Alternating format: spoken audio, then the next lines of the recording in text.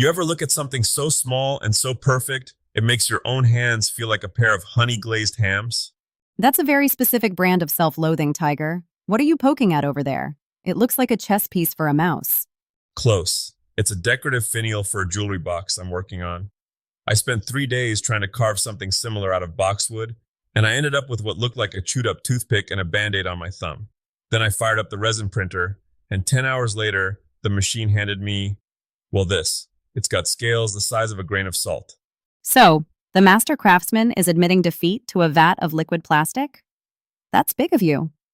But honestly, resin printing always felt like the dark arts of the maker world to me. It's messy, it smells like a chemistry lab, and if you touch it wrong, you're basically a hazard to yourself. It is a bit like keeping a grumpy octopus as a pet. If you don't respect the process, it'll leave a sticky trail of regret across your entire shop floor. I remember my first week with the Saturn IV. I thought I could just pour the resin in like I'm filling a gas tank and hit go. I didn't realize that a tiny bubble or a cold room could turn a 12-hour print into a pancake of cured sludge stuck to the bottom of the tank. A pancake of sludge. I'm guessing that wasn't the goal. But for real, let's peel back the curtain for the folks who are staring at these printers online and wondering if they need a degree in liquid dynamics to get a clean print. Where does a person even start before they're knee-deep in isopropyl alcohol? It starts long before you touch the power button. It starts in the slicer. Most people think you just drop a 3D file in and click print, but with resin, you're essentially an architect designing the scaffolding for a building that's being built upside down. Right, because the build plate moves up out of the liquid, so everything you print is basically hanging from the ceiling by its fingernails. Exactly, and that's where the orientation talk comes in. If you print a flat surface parallel to the build plate, the suction force when that plate lifts is like trying to pull a rubber boot out of deep mud. Pop. Your print stays in the tank and your build plate comes up empty. You've got to tilt those models, usually about 30 or 45 degrees, so the printer is only peeling a tiny cross-section at a time. It's the difference between ripping off a giant Band-Aid and peeling a grape. Okay, so we're tilting models to save them from the mud suction. But what about the supports? I've seen some resin prints that look like they're being eaten by a forest of plastic toothpicks. Is there an art to that, or do you just hit auto-generate and pray to the maker gods? Between you and me, the auto button is a tempting siren, but she'll wreck your ship. I've had many a late night squinting at a screen, manually adding tiny supports to things I call islands. An island is just a part of the model that starts in mid-air. If the printer tries to cure a layer of resin that isn't attached to anything, it just floats away in the vat like a lost soul. You need to anchor every single starting point. It sounds like a lot of prep work. I'm starting to see why you felt like your hands were hams. But let's talk about the resin itself. You mentioned shaking the bottle. Oh, you have to. Resin is a cocktail of chemicals, and the heavy bits like to settle at the bottom if it sits for a few days.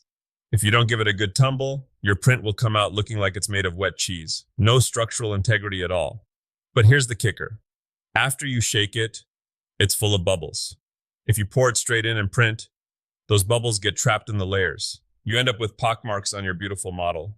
So you shake it, then you have to let it meditate? Pretty much. Let it sit for 10 minutes to catch its breath. And make sure the resin is warm. Cold resin is thick, like cold molasses, and it doesn't flow back under the build plate fast enough between layers. I've actually used a hairdryer on the side of my vat before just to get it up to room temperature. A hairdryer. You really are a high-tech wizard, Tiger. Okay, let's say the print finishes. The plate rises out of the vat, and there is your beautiful, tiny resin creature dripping in toxic goo. This is the part that scares me. The post-processing. Can we walk through how not to poison the kitchen sink? Rule number 1, the kitchen sink is forbidden territory. You need a dedicated dirty zone. When that plate comes off, the print is still green, meaning it's only partially cured. It's soft, it's delicate, and it's covered in liquid resin that'll give you a nasty rash if you're cavalier with it. I've seen those wash and cure stations. Are they worth the extra shelf space? Or can I just use a bucket of alcohol and a sunny windowsill? You can use a bucket, but you'll end up with a mess that looks like a crime scene. A wash station spins the alcohol around the print, getting into all those tiny crevices. It's essential for the detail we're talking about. If you leave liquid resin in a fold of a cape or the ear of a goblin, it'll cure there later and turn your high-definition print into a blurry blob. And the hallowing thing? I read something in the Elegoo guide about putting holes in the model. That sounds like a great way to make a mess. It's the opposite, actually. If you print a solid ball of resin, it's heavy, it wastes money, and it might even crack as it cures because the outside shrinks faster than the inside. So we hollow the model in the slicer, but, and this is the part I learned the hard way, if you don't put drain holes near the base, you create a vacuum. The printer tries to pull the build plate up, and the suction actually rips the bottom of the tank film. Did you flood the machine, Tiger? Tell me you flooded the machine. Let's just say I discovered that resin is remarkably hard to get out of a carpet. I had to tell my wife the new scent in the house was industrial ambition. Industrial ambition. I'm stealing that for the next time I burn toast. Once it's washed and dried, and I mean completely bone dry, it goes into the UV curing station. This is the final bake. It hardens the plastic and takes away that tacky feeling. If you do it right, the supports just snap off like dry twigs. If you do it wrong, you end up taking chunks out of your model and spending 3 hours with a needle file trying to fix the scars. It sounds like resin printing is 20% machine work and 80% discipline. It's not like a paper printer where you just hit print and go get a coffee. It's a craft, Alex. Just like woodworking. You have to learn the grain of the liquid, so to speak. But the payoff? I can print a replacement gear for a vintage clock or a miniature of my dog that shows his individual whiskers. For someone who loves detail, it's like having a magic wand, provided you don't mind wearing gloves and a mask to wave it. I think that's the takeaway here. It's not easy, but it's attainable.